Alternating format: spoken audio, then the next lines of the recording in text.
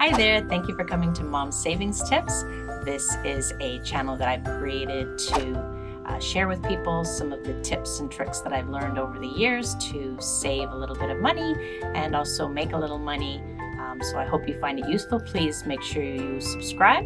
So today I'm going to be talking about class action lawsuits. You probably have heard of class action lawsuits and maybe found out about them after the fact or wonder, where do people find out about these things and how can you be a part of it? An example of a class action that you may recall hearing a little bit about a couple years back was of a company that was overpricing bread. And to settle, what they did was they offered its consumers, anyone I think 18 or 19 and above, $25 gift card that they could spend at one of their stores. If you quickly do a search on the internet, you'll find that information and you'll see what I was talking about. If you hear about some of these class action lawsuits, some people post on Facebook, you might hear about it through word of mouth. Just check it out. Make sure it's not a scam. You don't want to be giving out your personal information if you're not 100% sure. And how you can check is sometimes news, big Canadian news channels will report on the class action. So if you hear them reporting on it, then it's most likely legit. But just do your homework. Don't just jump right in and assume you're going to cash in on some money. So another one that came up last year was the Canadian CRT class action lawsuit. And that one was about, you'll see on the screen, years ago, if you purchased a CRT TV or monitor between 1995 or 2007, apparently they were overcharging for those products as well. So if you went onto their website and you filled in a form, at this point, I'm just looking at their website now as of July 2020, they are giving out $20 to whoever filled out a form online.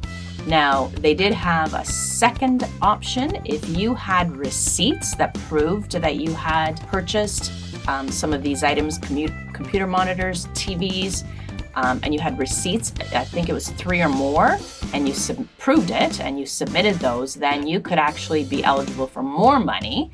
And so I know that's still in the appeals process. So, but that's just another example of something that a company did that really they shouldn't have and that you would have paid for, but now that you could potentially recoup some of your costs. Another website that I want to draw your attention to is the Consumer Law Group. When you go onto their page, it's clg.org/class-action, and you'll see it on the screen. You go to the right-hand side where it says List of Class Actions. And what you're going to see, as you see on your screen right now, is a list of class actions that are currently active.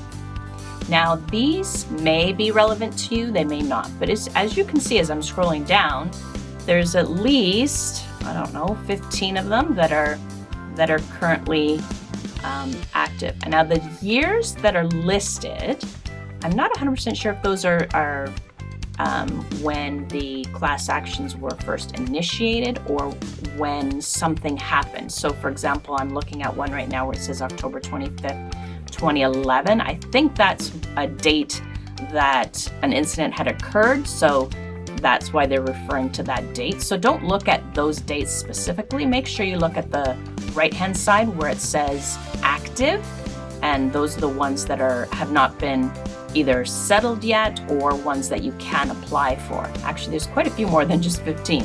So what you do is you simply click on the one that you want more information about. And please make sure that, if it's something that a product that you've used, like there's false advertising, there's consumer protection, there's automotive, make sure that whatever you're looking at, it's something that you've actually used, because when you're filling out information, they're going to ask you for some sort of proof, whether it be receipts or letters from people, things that will show that you've actually been affected by the product. So I'm going to click on one so that you can have a look. So I'm just going to show you an example. So this one is a washing machine mold class action. So with this one, actually there's some information there on May the 5th, 2020.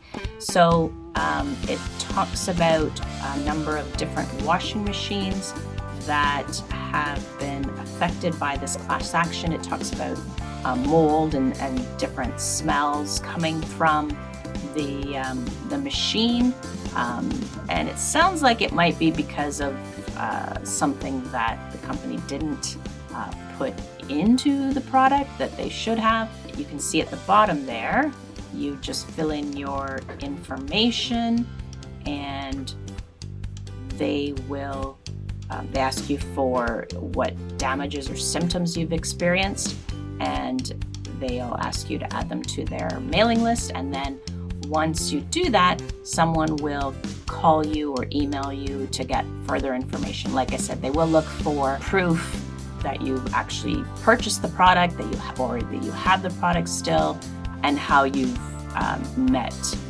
their criteria of how you've been affected, symptoms or damages that you've experienced. But like I said, some of these class action lawsuits can result in just a little bit of money. Some, if you meet more criteria, you can get a little bit more. So always look at this website and see if there's anything out there that you might apply for. Now, keep in mind, the class action lawsuits are run by the law group. If you do receive any funds from the lawsuit, they do take a cut of them because they are doing all the work, really. You know, if you get a certain amount of money, they will get part of that. So that's how it works. You don't pay anything up front or pay them for doing the service, but that's how they get paid, by getting that money. Thank you for watching. I hope you enjoyed this video and that it will actually help and give you some ideas of where to look for getting a little bit of money, hopefully. Please make sure you subscribe to Mom's Saving Tips and come back for my next video. Take care.